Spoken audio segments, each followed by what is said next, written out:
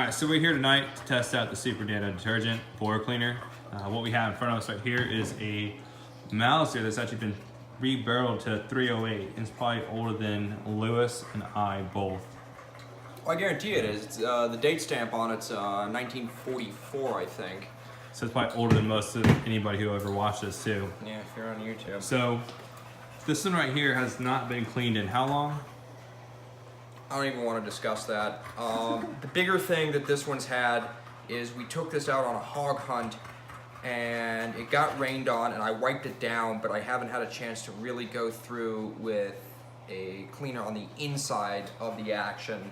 I pulled the bolt out and yeah, it's dirty, it's mucky, but it's a Mauser and it'll run with just about anything on it, and it wipes up nice and clean, so there's no rust on the bolt.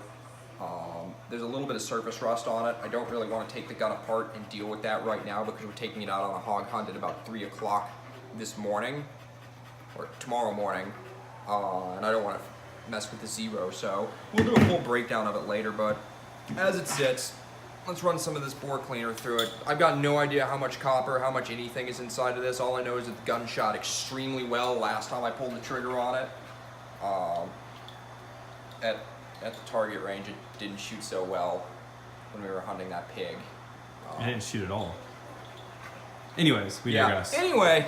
So what I did before we put that in there, I took the patches and I put it in a bowl and I put the Nano bore cleaner in there. I just think it's easier than spraying it on the patch itself. Yeah, so that way I it gets agree. a nice good coat on it. I agree. Now we got some of those like cut patches in there because I've also got my 6.5 Creedmoor that we've been running an experiment versus Gunslick's foaming bore cleaner just to see what the difference is. But out of the 30 cal, that's not a lot of copper, but yeah, that's a lot of skunk. just guck. For reference, on the first pass through the 6.5 Creedmoor, that's what came out of it. It was off camera when we realized we don't know how to actually shoot videos. So the second patch through it. And as you see, there's still a bunch of copper in that one, which we'll get to in a little bit. Yeah. I was really interested to see how it's going to clean the 308. Yeah, because I think this is probably the better example of it because that Creedmoor still has, Gunslick in it, but this is doing really well. The other reason I really want to see how it performs on the 308 is because whoever built this stock back whenever, you can see that it's got some like wear areas on it. You can really see on the other side where this coating is worn off of it. I don't know anything about this gun stock. We picked it up at a gun show for $400, the entire package minus the Vortex scope. But this gun stock reacts pretty heavily to a lot of solvents, and it'll just wipe this coating off of it. So it'll be real interesting to see if this stuff takes the coating off. So if you guys remember the patch that we just ran through this gun, this is what it looked like. So this is the first patch that we ran through.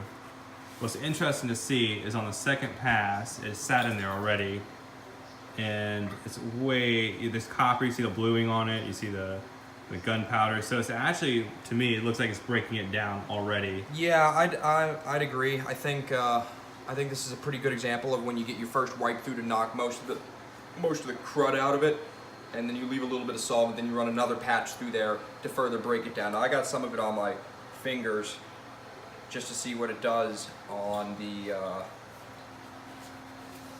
actual stock itself, and it doesn't appear to really be doing anything, which is actually a major selling point for me, because if it won't take this coating off, because this has come off with, obviously your acetone or things like that, but Hops takes this off, Gunslick takes this off, Barnes CR10 eats right through it, but if this doesn't take it off, then I think A dry patch for you. yeah, I think that's a pretty good sign for what it's not doing to the inside of your barrels, because I know a lot of people are always concerned about, well, if I'm using Barnes CR10, which I love, or Sweet 762, if you leave that ammonia inside your barrel for too long, it sucks all the water out of it, and that's where you get your rust, right?